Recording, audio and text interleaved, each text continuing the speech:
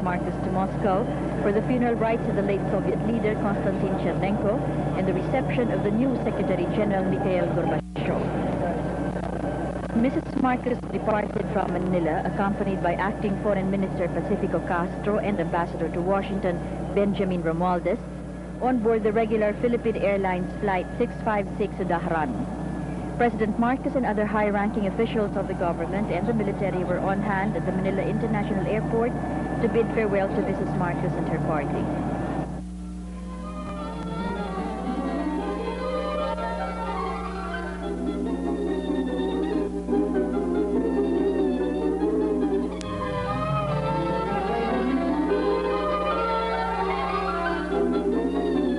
Mrs. Marcos noted that this would have been her 6th visit to the Soviet Union since the opening of diplomatic relations with that country, and the 3rd funeral services she would have attended at the Soviet capital, and this would include the burials of Brezhnev and Andropov over the past years.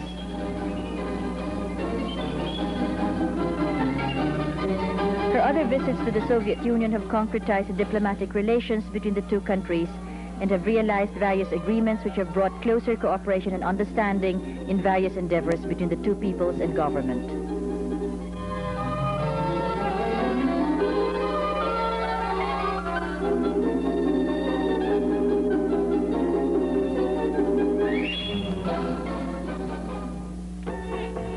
At the Dahran airport, the lateness of the mission's arrival did not deter the Saudi authorities from rendering full honors to the First Lady, who was met at the airport by General Nasser Faraj, the base commander of the Royal Kingdom's Eastern region, and other high-ranking Saudi officials who received her with utmost respect and overwhelming hospitality, highlighted by the honor guards and the red carpet rolled in her honor, as instructed specifically by the royal family.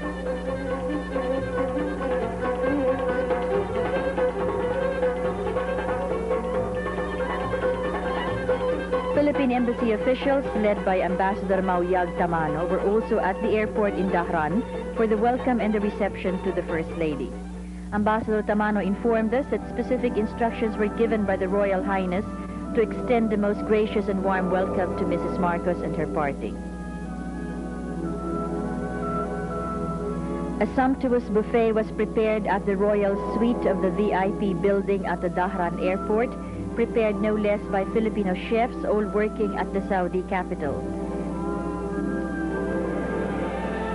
The Saudi preparations at the airport was truly appreciated, considering the 2-hour delay at Dahran due to inclement weather in Moscow.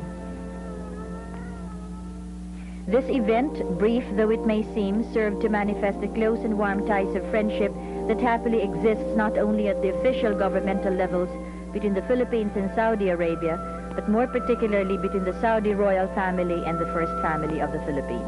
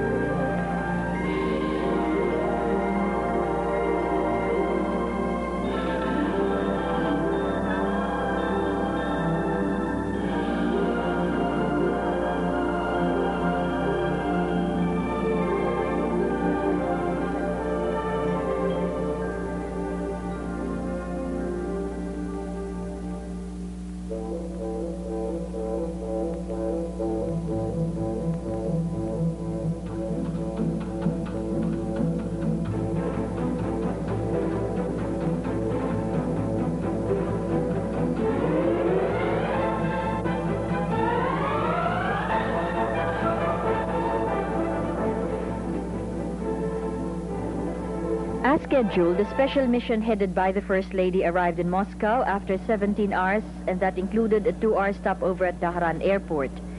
As a high-level mission with both ceremonial and substantive objectives, the Philippines' highest interests have been enhanced considerably by the accomplishment of that mission.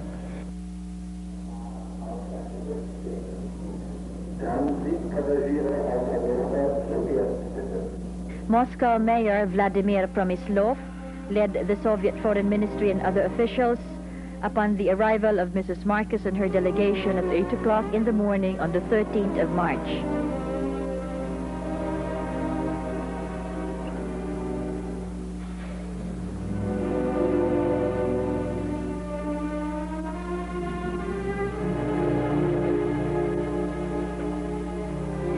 Rowena Arrieta, the First Lady's piano scholar at the Moscow Conservatory of Music, was also at the airport with a bouquet of lovely winter flowers to welcome her patroness. Despite the many other VIP arrivals, the welcome and the accommodations extended to the First Lady and her party reaffirmed the USSR's respect for the Philippines and the First Lady.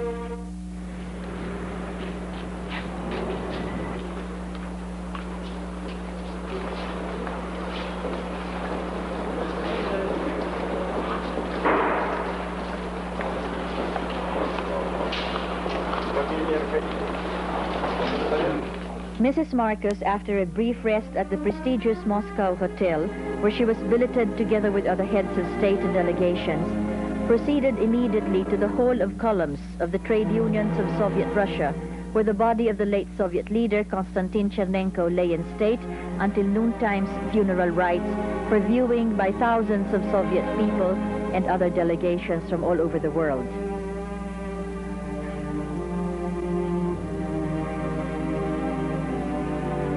Chernenko has been described as an outstanding party leader, a statesman, a patriot and internationalist, a consistent champion of the triumph of the ideals of communism and peace. Chernenko devoted all his life to the cause of the Leninist party and to the interests of the Soviet people. A large wreath of Filipino white Cattleya orchids was brought by Mrs. Marcos for the wreath-laying ceremonies at the Hall of Columns. It was the only white-flowered wreath amidst the red wreaths that carried the colors of the Philippines and which was brought to the hall, and this small detail focused attention on the concern and the care of the First Lady personally. This was later noted with enthused appreciation by the Soviet officials.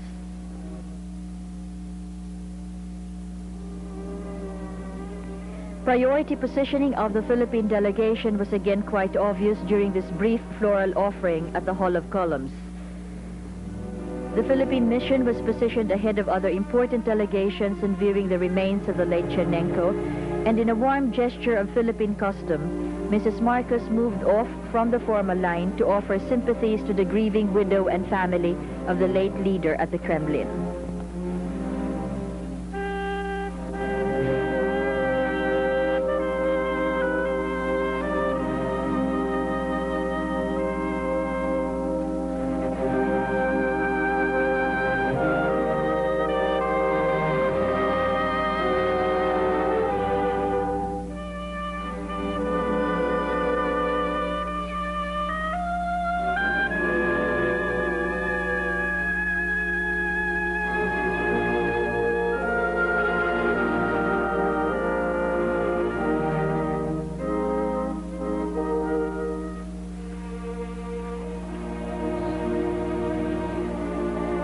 The funeral rites and the procession for the late Soviet leader moved slowly from the Column Hall to the Red Square.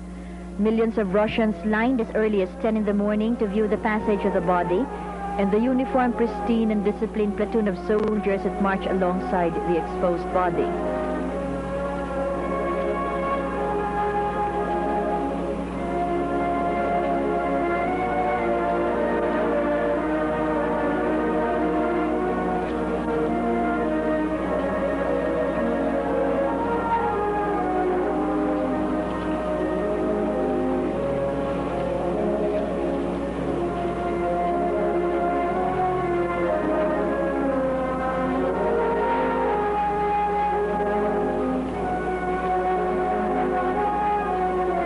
The entire affair was timed to meet the noontime sounding of the clock at the Red Square for the lowering of the body of the late Soviet leader.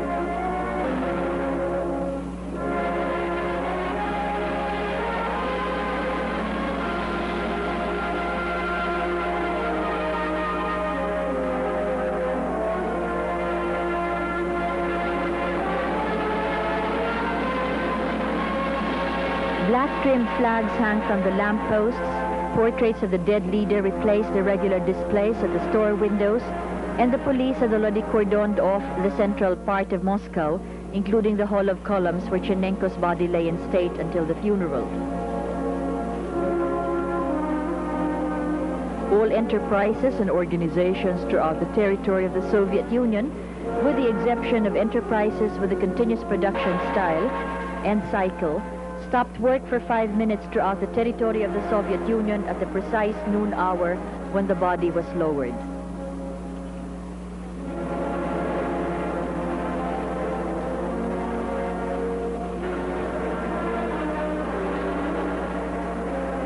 A 3-minute salute sounded by hooters echoed at factories, plants, railways, sea and river ships. At the moment that the body is lowered to the grave, artillery salvos are fired all over the Moscow capitals, in Moscow itself, and in the other hero cities of the Union republics throughout the Soviet Union. In his acceptance speech earlier, Gorbachev praised Chernenko's service to the party and vowed to work towards arms accord with the West. Mrs. Marcos was again given a frontline position alongside with other heads of state and heads of government, including immediately to her left and to her right, the Federal Chancellor Helmut Kohl, U.S. Vice President George Bush, and during the 2-hour Red Square ceremony and the military parade. During the reception of the newly installed Soviet leader, General Secretary Mikhail Gorbachev, at St. George's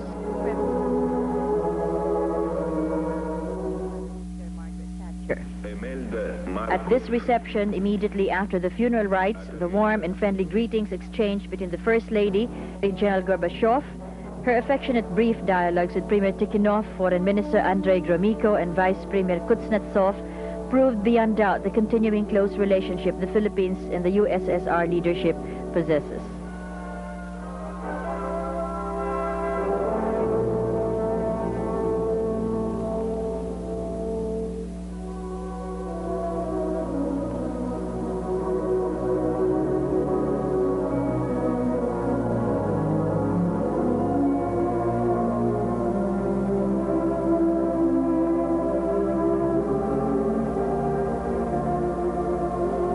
Above all, the early audience given by the Secretary-General Gorbachev to the First Lady and her party underscores the important status of the Philippines in the overall Soviet diplomatic and strategic concerns. With a large congregation of world leaders in Moscow, the Philippines was given first-hand opportunity to assess its actual status on the basis of the following random and spontaneous meetings of the First Lady. At the reception at the Kremlin, the Philippines was given first-hand opportunity to assess its actual status on the basis of the following random and spontaneous meetings of the First Lady with other heads of governments, delegations, and important world leaders. It may be stated without exaggeration that the Philippines is a respected member of the family of nations, as gathered by Acting Minister Pacifico Castro from the following unsolicited comments indicative of fraternal concern and support for the Philippines. Immediately after separately inquiring about the President's state of health, expressed their best wishes for him and the Filipino nation. President Zia-ul Haq and the Pakistani delegation made an effort to reach the First Lady at the Red best wishes for President Marcos and the Filipino people. Canadian Premier Brian Mulroney similarly made a determined effort to greet and have photographs taken with the First Lady. In wishing President Marcos and the Philippines best wishes, Prime Minister Mulroney informed the First Lady that Filipinos voted for him in Canada and that 11 Pinoys actively work in his staff. President Francois Mitterrand, after recalling the partnership with President Marcos in Cancun, expressed best wishes for both the President and the country. Moroccan Premier Lamrani expressed best wishes to President Marcos and the Philippines and underscored the close and important Philippine-Moroccan ties and promised to visit the Philippines soon. Austrian President Kirchlager likewise conveyed best wishes to President Marcos and to the Filipino people, stressing the importance of ties with the Philippines and his country. British Premier Margaret Thatcher enthusiastically greeted the First Lady and repeatedly inquired about Member of Parliament Amy Manotok and also conveyed her good wishes to the President. Federal German Republic Chancellor Helmut Kohl, after being assured of the President's health, the Philippines' political stability and economic recovery, sincerely wished the Philippines well. Spanish Premier Felipe Gonzalez cordially conveyed best wishes for the President and the Filipino people. Vice President George Bush and State Secretary Schultz individually and repeatedly expressed sincere wishes for the President and support for the Philippines. United Nations Secretary General Javier Perez-Ecuellar, aside from wishing President Marcos and the country well, also expressed profound regret for his failure to visit the Philippines during his recent Southeast Asian tour. The Palestinian Liberation Organization chief Yasser Arafat also sought the First Lady at Red Square for enthusiastic greetings and best wishes for President Marcos and the Filipino people. Swedish Prince Bertil also expressed best wishes for President Marcos. And other foreign ministers and envoys braved the freezing -5 temperature and the crowd to approach Mrs. Marcos and to wish her, President Marcos, and the Philippines well. In conclusion, the warm reception accorded the First Lady and her delegation, and the singular attention to precedence in the ceremonies, and most important in the granting of audience to the new Soviet leader, have projected before the international community the importance the Soviet Union attaches to its relations with the Philippines. The sending of the delegation has more than ever reaffirmed and enhanced the ties of friendship between these two countries.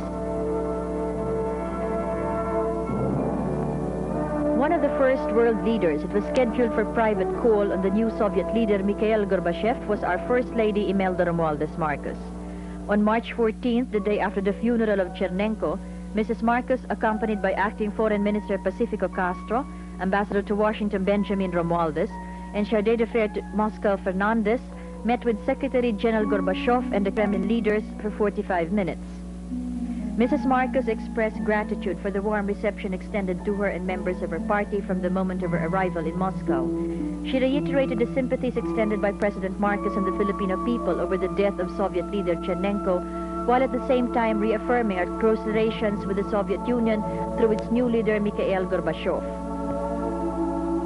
Mrs. Marcos' invitation to Gorbachev to visit the Philippines was warmly accepted, and arrangements for this historic event may well be underway to set the scheduled visit at the soonest convenience for the two leaders. Their talks revolved around a wide range of topics involving security, trade, and economic issues. Gorbachev expressed satisfaction that the relations between the Philippines and the USSR has progressed along policies of mutual cooperation, and since there are agreements along cultural and economic lines, the task of expanding and strengthening such economic and cultural ties should therefore be an easy task. He expressed the need to strengthen confidence between our two countries, which, as he expressly emphasized, should not be difficult given the present international situation.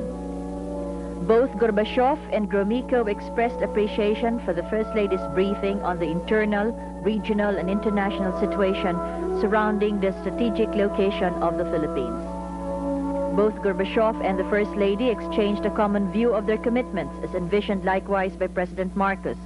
Gorbachev's own relentless pursuit of a social policy in the name of man for the benefit of man, and President Marcos and the First Lady's commitment to the international human order, the international code of ethics, and the development of the nation centered on man. This is also reflected in the First Lady's vision of a city of man for Metro Manila and her programs for man with the Ministry of Human Settlements.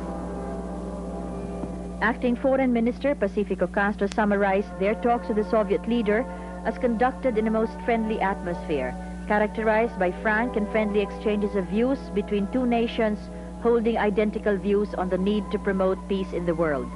The new Soviet leader, as Minister Castro said, showed sympathetic understanding and expressed confidence that under the leadership of President Marcos, all our difficulties could be overcome. The mission of the First Lady, Imelda Marcos, to Moscow once again underlined the historic importance of our diplomatic initiatives as outlined by President Marcos, and the unique opportunity of dialogue and friendship with the new and dynamic leadership of the USSR as executed by the President's personal representative, Imelda Marcos.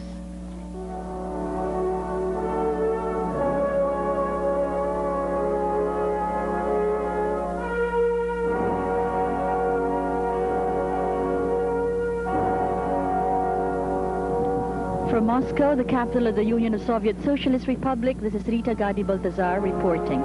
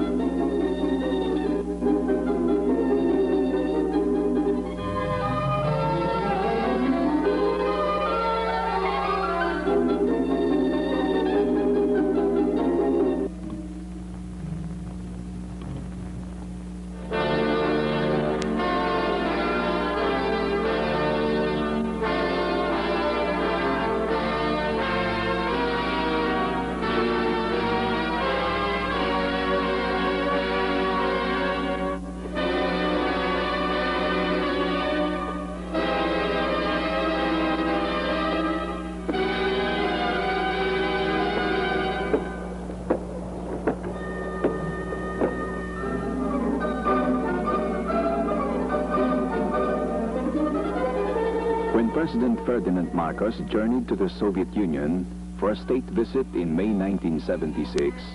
He took the road to Moscow by stages. From Manila, his way stations were Khabarovsk in the Soviet Far East and Novosibirsk in deep Siberia, arriving in Moscow 36 hours after leaving the Philippines. The trip paralleled the development of Philippine-Soviet relations, which has taken place by lengthy progressive stages. When Mr. Marcos stepped on Soviet soil in Khabarovsk, he breached the last barrier remaining from the Cold War. Of all the major socialist countries, only the Soviet Union, motherland of socialism, remained to be formally recognized by the Philippines. The Khabarovsk stopover hardly allowed time for a quick tour of the city, an industrial and cultural center in the Soviet Far East, just 300 kilometers from the Pacific coast. But for Mr. Marcos and his party, including Foreign Secretary Carlos P. Romulo, it was an instructive introduction to the protocol of Soviet officialdom. The Philippine party had its similar rest stop in Novosibirsk, Siberia's biggest city, before enplaning to Moscow.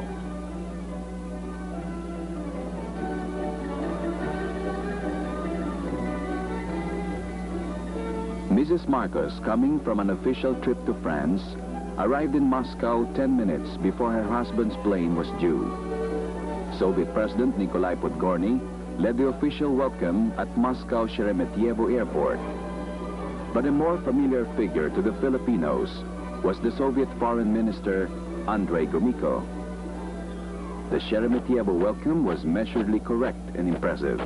A mixed Soviet honor guard showed off its ceremonial routine to perfection, and the Moscow Diplomatic Corps was in full attendance, though public representation was token.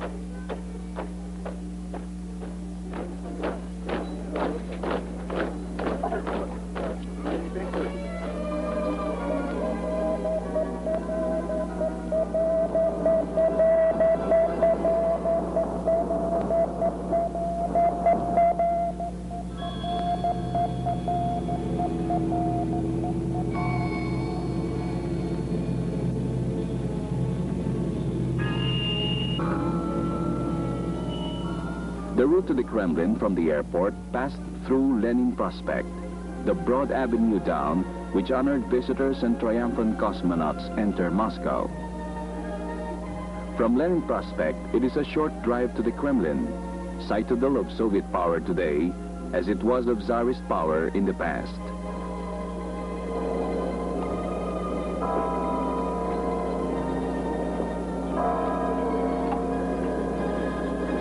Dating back to the foundation of Moscow in the 12th century, the Kremlin walls, guarded by 22 towers, enclose architectural treasures built over the centuries. 15th century cathedrals raise their gold and silver domes above 19th century palaces and contemporary edifices. These buildings today house the magnificent panoply of Tsarist wealth alongside the somber offices of Soviet leaders. Today, state visitors are lodged in the resplendent suites of the Grand Kremlin Palace, one-time residence of the Tsars. Open to the public every day since July 1955, the Kremlin throngs with visitors day and night. Among the outdoor attractions is the 40-ton Tsar cannon cast in 1586.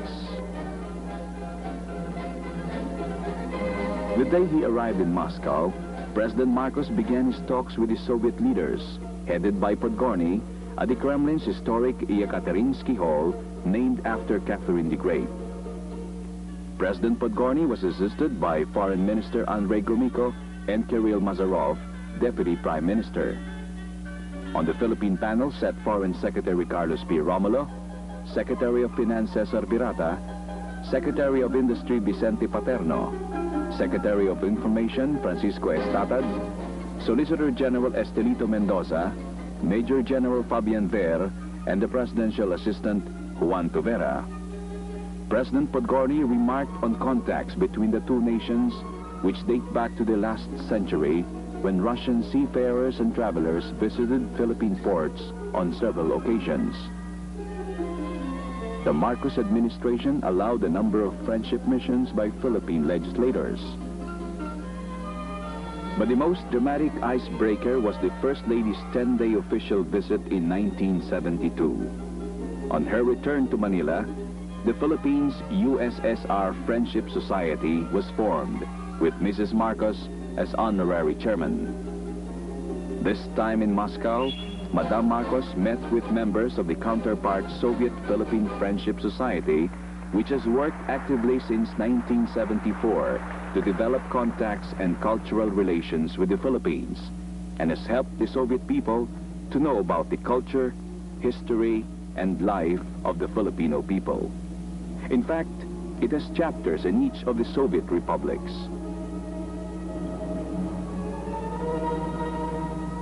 The organization has sent several delegations to visit the Philippines. In turn, it helps Filipino delegations visiting the USSR to know more about the Soviet people through encounters and Soviet specialists and visits to educational, research, and cultural establishments. A special assembly was convoked for Mrs. Marcos at Friendship House on Kalinin Prospect. Welcoming officials included Zenaida Kruklova, President of the Union of Friendship Societies, and Soviet Minister of Publications Boris Tukhalin, who heads the Soviet Philippine Society. A display of books and magazines from the Philippines was eagerly disposed of to society members. A balalaika quartet, a short ballet performance and songs by Moscow's famous artists, followed the speeches. At the end of the visit, a delegation of 8 gifted children presented Mrs. Marcos with her drawings depicting Soviet life and favorite characters from fairy tales and fables. On this trip, the official encounters between Philippine and Soviet leaders helped to lay down the firm foundations of an international friendship, bridging immense distances of geography, culture, and politics. The difference in political systems notwithstanding, Filipinos and Russians have much to hold them together. Both share the experience of historic struggle in defense of the homeland during World War II, deep-seated traditions which revolve around the family, a multiplicity of internal cultures. For just as the Philippines has about 90 ethnic communities, each with its own language and tribal or regional culture, the Soviet Union has 105 nationalities, ranging from the Slavs of Eastern Europe to the Orientals of Soviet Asia.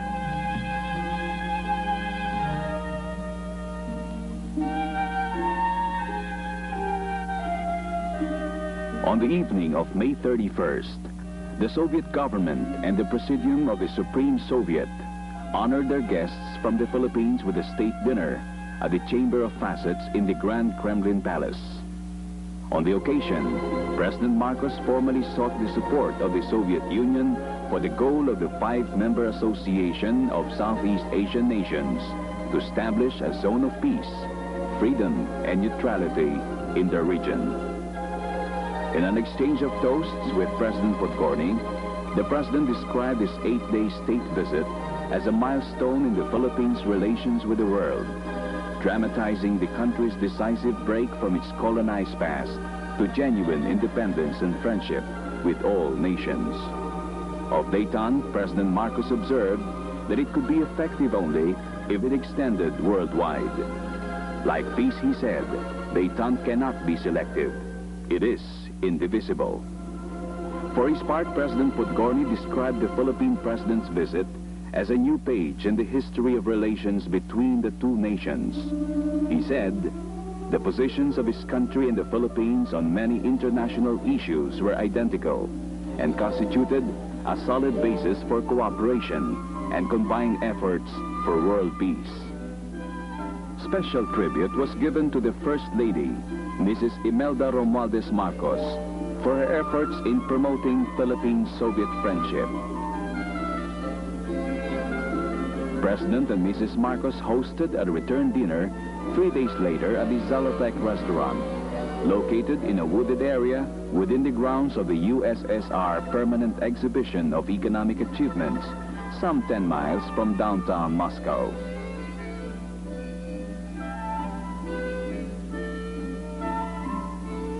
The Marcos' second day in Moscow, June 1st, opened with a wreath-laying ceremony at the Lenin Mausoleum.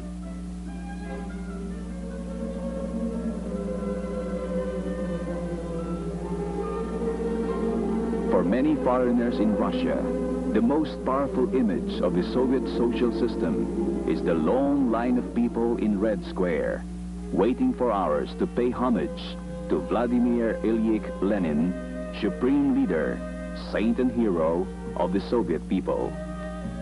Lenin died in 1924 after midwifing the incredible birth of the world's first socialist state. His well-preserved corpse has been on public view in Red Square for over 4 decades.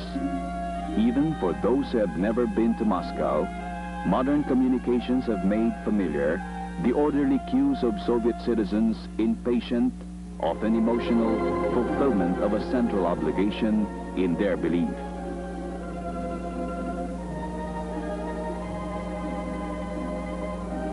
The president's visit to Lenin's final resting place was followed by wreath-laying rites at the tomb of the unknown soldier, also lying just outside the Kremlin walls.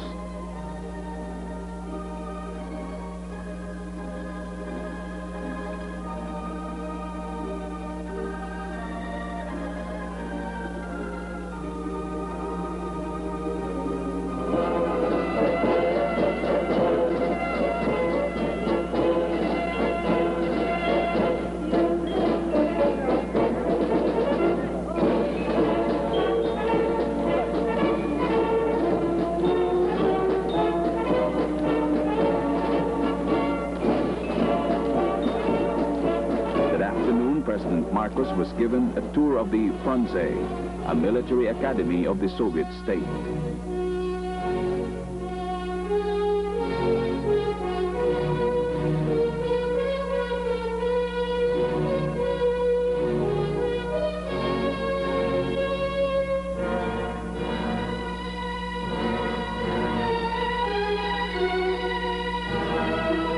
At the War Room, he was briefed on Soviet military programs and the training of cadets. He viewed with interest the Academy's museum, which holds a complete collection of war memorials dating back to the Revolution of 1918.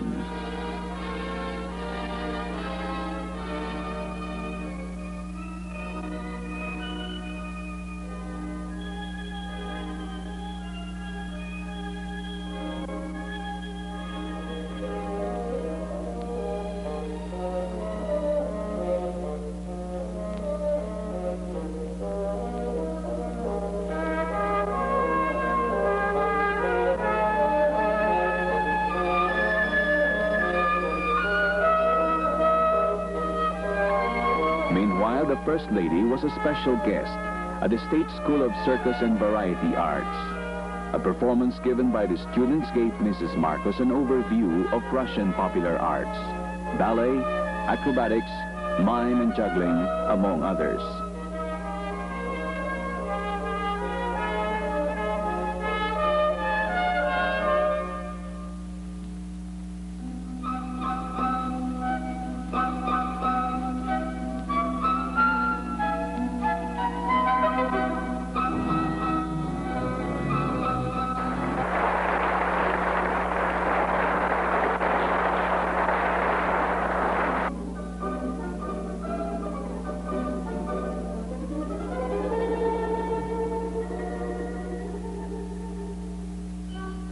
Certainly, a major event in the state visit, the meeting between President Marcos and Chairman Brezhnev of the Communist Party, was scheduled that same day. The First Lady was also present for the meeting. The amenities between the two leaders sparked with spontaneous cordiality and warmth. On greeting the First Lady, Chairman Brezhnev expressed regret that he was not present on her first visit to Moscow.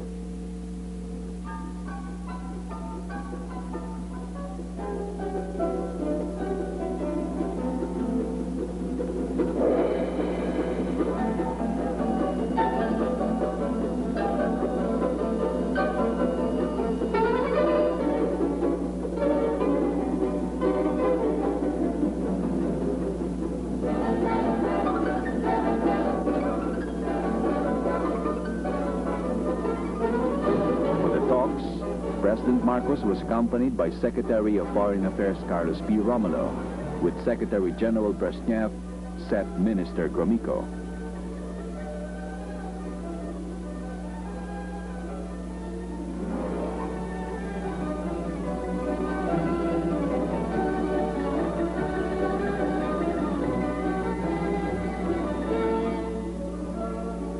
Later that afternoon, heads of diplomatic missions accredited to the USSR were presented to the President and the First Lady at the Kremlin.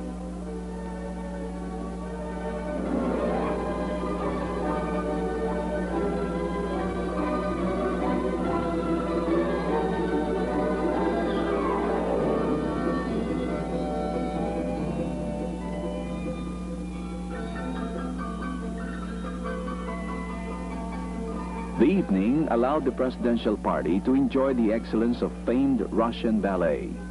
At the Kremlin Palace of Congresses, Don Quixote, a ballet in 3 acts, was performed by the Bolshoi.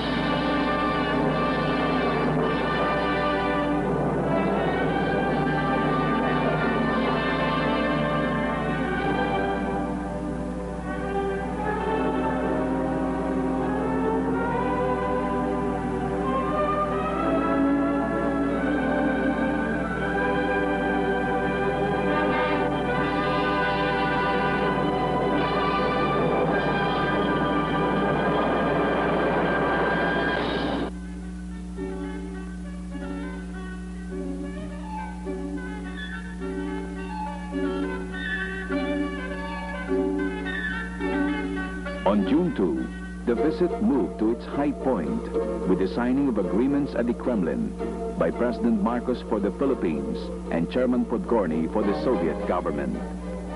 Two documents were signed, a trade agreement and a joint communique announcing the formal establishment of diplomatic relations between the two countries. With formal relations and the trade agreement, the Philippines gains a vast new market for her raw materials and agricultural commodities. The joint communique also pledged the promotion of cultural, intellectual, scientific and technical exchange and expressed the two nations' solidarity in the search for peaceful coexistence among nations.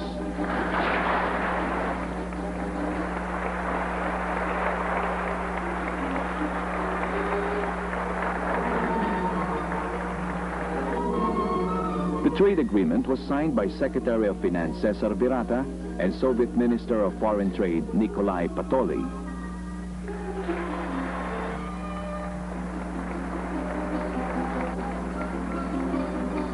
Earlier that day, the President was given a tour of the Kremlin. He visited the rooms that had been occupied by Lenin, including the hall where Lenin first convoked the Soviet Presidium. Lenin's quarters now house much of his memorabilia. The President also visited the famed armory, where the relics of Tsarist Russia, including the fabulous crown jewels, are on permanent display. This museum is the most popular attraction of the Kremlin. At the headquarters of the Council for Mutual Economic Assistance, better known as Comecon, President Marcos was briefed by officers of the organization. Comecon was founded in January 1949 as an economic alliance of the Soviet bloc socialist countries. It is often called the Communist Common Market. The economic organization is based on the identical economic system of the member countries, who also have a common political system and ideology. The Philippines now has formal diplomatic relations with most of the Comecon countries. At every turn, Moscow offers its visitors fascinating aspects of the city, which is the center of Soviet life, the hub of its culture and commerce. It is a good place to try and begin to know a people of such great diversity and a land of such overwhelming immensity. Muscovites surprised the Filipinos with a way of life which Cold War propaganda has so well misrepresented. Swarming into theaters, cafes, and cinemas, the Russians show a prodigious capacity to enjoy life's pleasures. Indeed, much of what the Filipinos saw matched their own zest for life and festivity.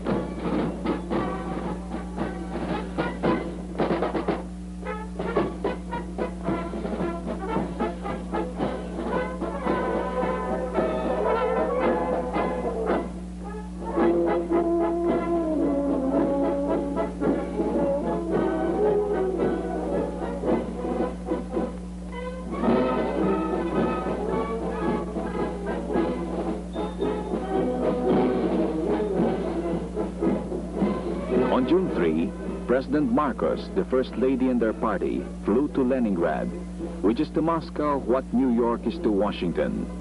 It is one of Russia's hero cities like Moscow and Stalingrad, famed for the heroism of their citizens in the Russian defense against Hitler's forces in World War II.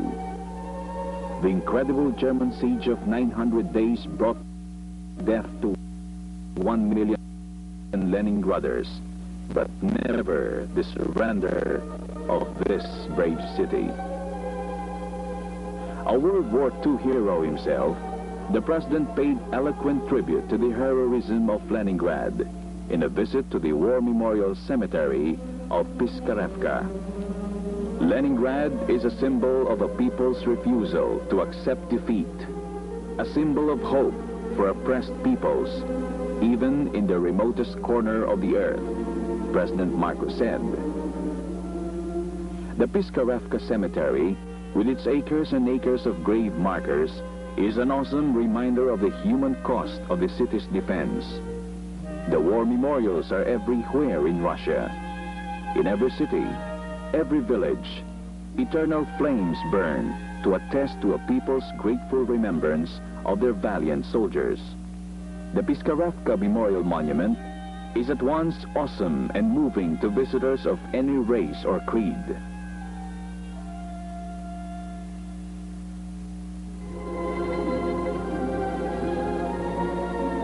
A visit to the cruiser Aurora, moored on the Neva River, served to remind visitors of historic days when the Bolsheviks finally brought down the Tsar and put an end to Russia's long centuries of feudalism.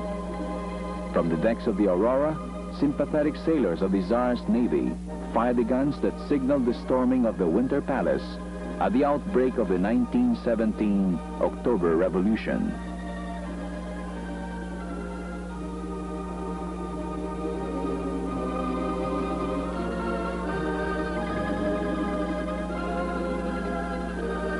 Later, the entire delegation visited the Winter Palace of the Tsars, a classically beautiful architectural complex, now housing the famed Hermitage collection of art. It is one of the world's most fabulous museums. The original museum was Catherine the Great's Hermitage, built as an annex of the Winter Palace. But it grew to accommodate Catherine's grand acquisitions of the finest European art and additions made by the later Tsars. Under the Soviet government, the collection is displayed throughout the 2,500 rooms of the Winter Palace. It has 2.5 million art objects, including 14,000 paintings, among them 2 Leonardos, a whole gallery of Rubenses, and a great many fine representative works of the major Renaissance and Impressionist masters, as well as Russian masters of the last 2 centuries. Its holdings are an awe-inspiring reminder of the cultural wealth which surrounds the people of the Soviet Union in their cities.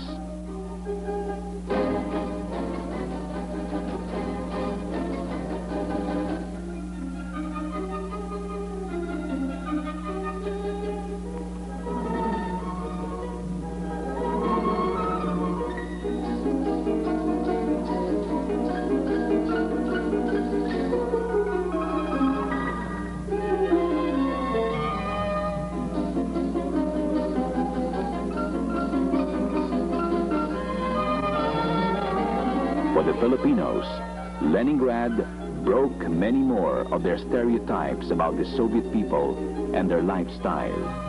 Economic 5-year plans have not only made the Soviet Union a superpower and a giant of world industry, they are now directly seen and felt as material benefits to the masses of Russia, only 50 years ago, the most backward nation of Europe. The Soviet worker reaps the rewards of his work and of the system in a minimum standard of living that assures him of a job, free education to university level, social housing, nominal expenses for rent, transportation, medical services and utilities, sufficient food, and an increasing access to consumer goods, including cars, country duchess, and jewelry. The Soviets move about with vigor and self-assurance, a passion for living, reflected in the grand themes of classical Russian literature, still informs the 20th century lifestyle of the Soviet people, little quenched by the strictures of socialism. The Russian visit came to a close for Mrs. Marcos in Leningrad. After a hectic 2 days, the President and the First Lady headed for different destinations. The First Lady flew to Vancouver to address Habitat, the United Nations Conference on Human Settlements. The President flew on to Volgograd, one Stalingrad, to visit the heartland of Soviet industry, and from there to Tashkent, capital of Uzbekistan in Soviet Asia. Tashkent was the seat of ancient trade caravans, flying between the Orient and Europe, gateway of ancient conquerors who set out to search for new lands and new territories. A traveler of the 20th century, President Marcos spent 8 days in the Soviet Union to win fresh alliances and newcomers for the Philippines. This trip was the final seal on the pragmatic diplomacy of friendship for all nations, which he has pursued with determination since he broke the single-minded dependence on the United States, which had for so long characterized Philippine foreign policy.